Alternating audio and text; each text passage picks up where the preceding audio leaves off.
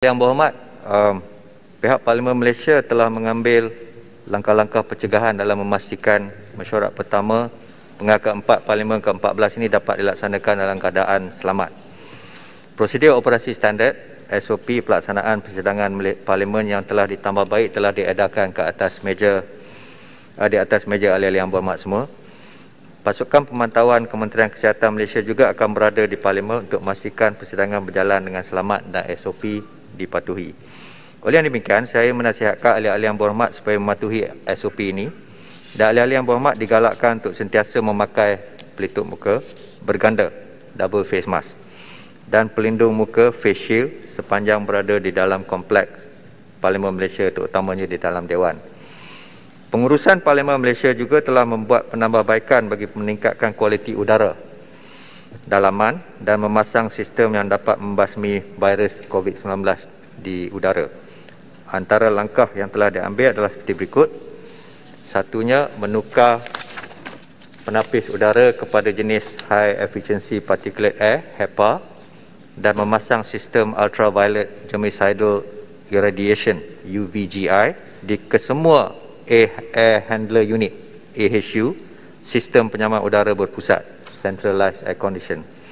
Kedua, membekalkan peralatan mudah alih UVGI, dan ketiganya memasang Nano Air Generator di ruangan yang menggunakan sistem penyaman udara jenis Variable Refrigerant Flow VRF. Saya berharap dengan penambahbaikan dalam meningkatkan kualiti udara dalam bangunan Parlimen Malaysia dan pematuhan ketat terhadap prosedur operasi standard SOP Parlimen, ahli-ahli yang berhormat dan seluruh warga Parlimen adalah dilindungi daripada wabak penyakit ini. Semoga ahli-ahli yang berhormat dapat menghadiri Majlis Mesyuarat Dewan Rakyat dengan lebih yakin sebagai wakil rakyat Malaysia. Ahli-ahli yang berhormat, untuk maklumat ahli-ahli yang berhormat, semalam 13 September 2021, saya mempengerusikan mesyuarat jawatankuasa Dewan yang dihadiri oleh Yang Berhormat Arau, Yang Berhormat Kuala Krai, Yang Berhormat Lanang dan Yang Berhormat Lumut. Mesyuarat ini turut disertai oleh Menteri di Jabatan Perdana Menteri, Yang Berhormat Menteri di Jabatan Perdana Menteri, Parlimen dan Undang-Undang.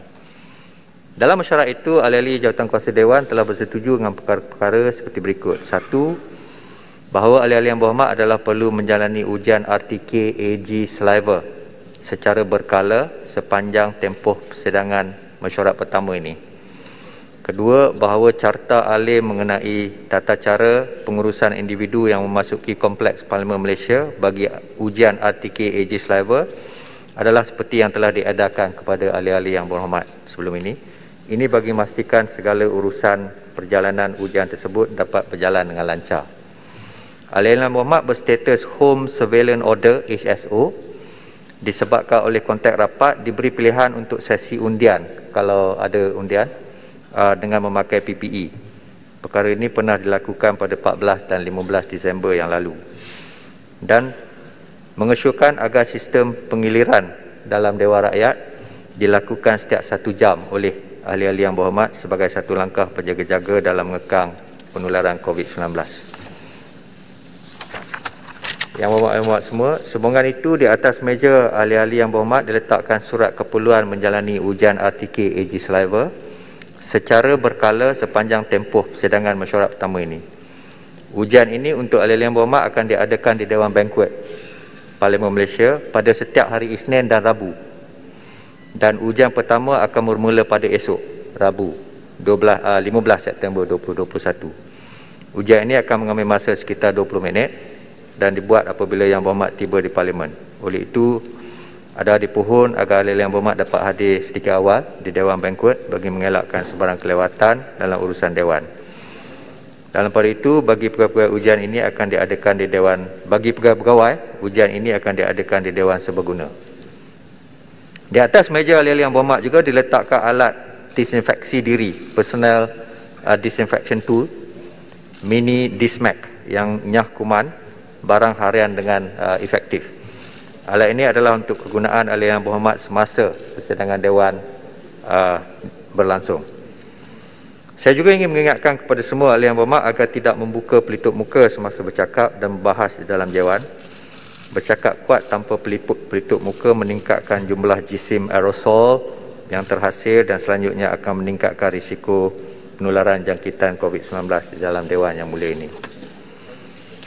Semua ahli yang berhormat nasihatkan untuk menarik penghadang lutsina yang dipasang semasa duduk di dalam Dewan bagi memastikan terdapat jarak pemisah antara ahli-ahli yang berhormat dan tiada kontak rapat antara ahli-ahli yang berhormat. Penghadang lutsina ini perlu ditarik atau ditolak dengan berhati-hati dan perlahan serta tidak diberi tekanan berlebihan kerana ia dipasang untuk sementara waktu saja. Ahli-ahli yang berhormat, sama-sama kita berdoa agar wabak COVID-19 ini segera dibendung sepenuhnya dan tidak lagi memberi ancaman kepada kita. Dengan izin Allah, negara kita dapat kembali seperti sedia kala dan Parlimen dapat bersidang seperti biasa selepas ini.